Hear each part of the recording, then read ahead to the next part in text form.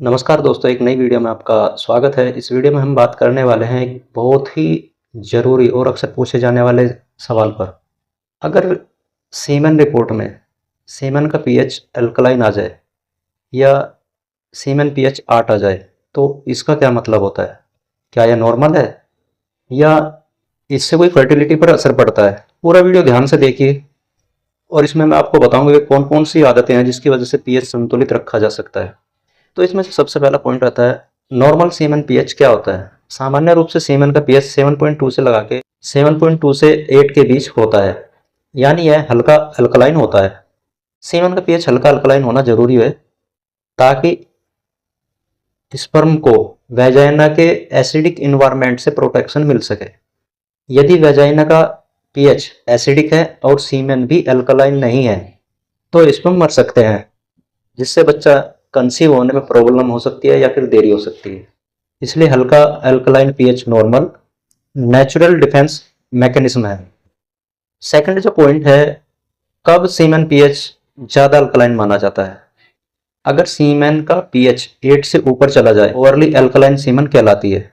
इसका मतलब हो सकता है इन्फेक्शन या इन्फ्लामेशन, जैसे प्रोस्टाइटिस यानी गदूद में इन्फेक्शन हो या फिर गदूद में सूजन हो, एपिडाइमेटिस या seminal vessels infection, prolong abstains.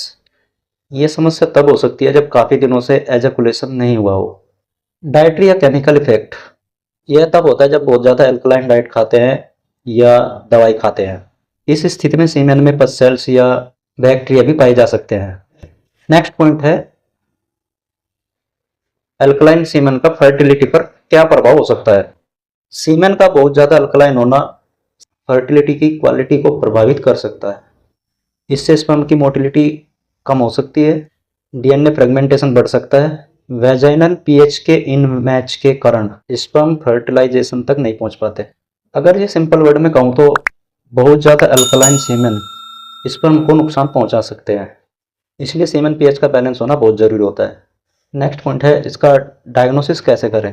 अगर सीमेन पीएच रिपोर्ट में 8 या उससे ज़्यादा आ जाता है तो ये जो कुछ टेस्ट मैं बता रहा हूँ ये करने बहुत ज़रूरी है। आप अपने किसी भी पास की अच्छी सी पैथोलॉजी लैब पर करा सकते हैं। सबसे पहला है सीमेन कल्चर टेस्ट।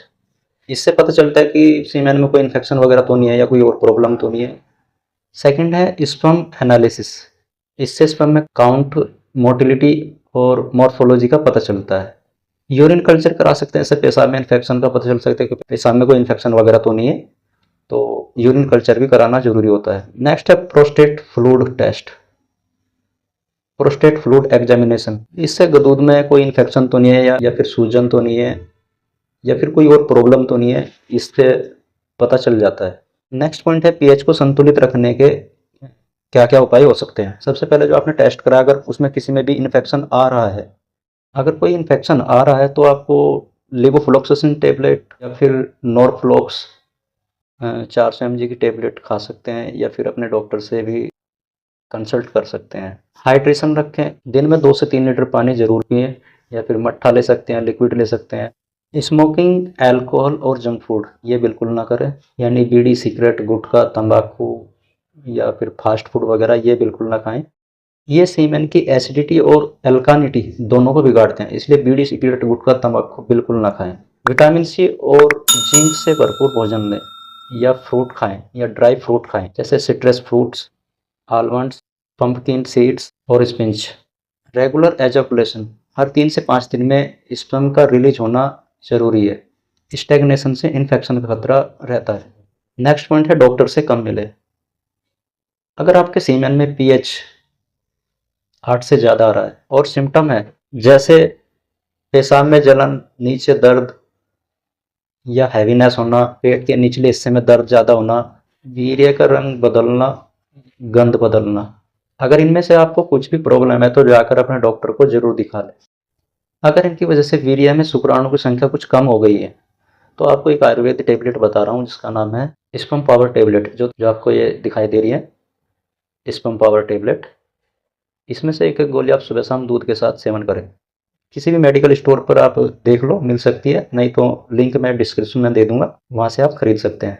तो दोस्तों आज आपने जाना सीमेन का अल्कलाइन पीएच क्या बताता है। और इसे बैलेंस में रखना क्यों ज़रूरी है। अगर आपको वीडियो से रिलेटेड कुछ जानकारी चाहिए या कुछ पूछना है या आपके मन में कुछ डाउट है तो कमेंट करिए, आपको हर कमेंट का जवाब ज़रूर दिया जाएगा। हालांकि मैं हर कमेंट का जवाब देता भी हूँ। अगर आपको कुछ पर्सनल बात करनी है तो ये पेड सर्विस है, जो कि हमारी फीस होती है 500 रुपये, लेकिन 31 दिसंबर 2025 तक तो केवल 99 रुपये में आप हमसे संपर्क कर सकते हैं। अगर यह वीडियो आपको अच्छी लगी हो या यह जानकारी आपको अच्छी लगे तो शेयर करें। धन्यवाद। आपका दिन शुभ हो।